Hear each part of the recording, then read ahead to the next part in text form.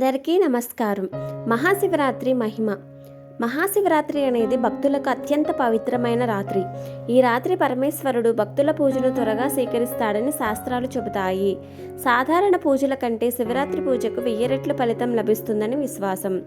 2026వ సంవత్సరంలో మహాశివరాత్రి ఫిబ్రవరి 15 ఆదివారం రాత్రి జరుపుకుంటారు. చతుర్దశి తిథి సాయంత్రం మొదలవుతుంది కాబట్టి రాత్రి శివ పూజ మరియు జాగరణే ముఖ్యమైనది. చతుర్దశి తిథి సమయం. చతుర్దశి ప్రారంభం ఫిబ్రవరి 15 సాయంత్రం నుంచి చతుర్దశి ముగింపు ఫిబ్రవరి 16 సాయంత్రం వరకు. అందుకే రాత్రి పూజ అత్యంత ముఖ్యమైనది. నిశితకాల పూజ అంటే అర్ధరాత్రి పూజ. ఫిబ్రవరి 15 అర్ధరాత్రి సుమారు రాత్రి 12 గంటల సమయంలో నిశితకాలం ప్రారంభమవుతుంది. ఈ సమయంలో చేసిన శివ పూజ కోటి మార్లు చేసిన పూజా ఫలితం ఇస్తుంది అని శాస్త్ర విశ్వాసం. ఈ రాత్రి ఎందుకు ప్రత్యేకం? మహాశివరాత్రి రాత్రి మనసు ప్రశాంతంగా ఉండే సమయం. ప్రకృతి కూడా నిశ్శబ్దంగా మారుతుందని చెబుతారు.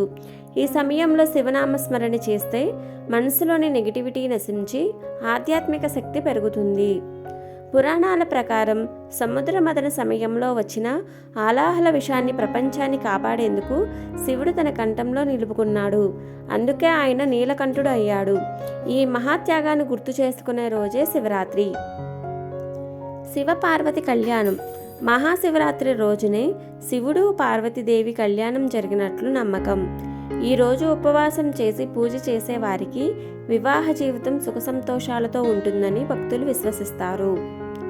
శివరాత్రి ఉపవాసం మరియు జాగరణ. ఈ రోజు భక్తులు ఉపవాసం ఉండి రాత్రి మొత్తం జాగరణ చేస్తారు. శివ భజనలు, ఓం నమః శివాయ జపం, లింగార్చన చేస్తూ శివుడిని ఆరాధిస్తారు. నిశితకాల పూజ ప్రాముఖ్యత. అర్ధరాత్రి సమయం నిశితకాలం అని పిలుస్తారు.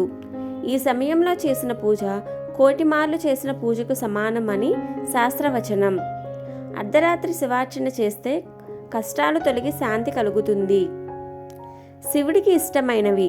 శివుడికి బిల్వపత్రాలు, పాల అభిషేకం, నీటి అభిషేకం చాలా ప్రియమైనవి. సాదాసీదాగా మనస్ఫూర్తిగా చేసిన పూజే శివునికి అత్యంత ఇష్టం. మహాశివరాత్రి ఫలితం. ఈరోజు శివుణ్ణి భక్తితో ప్రార్థిస్తే మనశ్శాంతి, ఆరోగ్యం, కుటుంబ సుఖం మరియు ఆధ్యాత్మిక పురోగతి లభిస్తాయని నమ్మకం.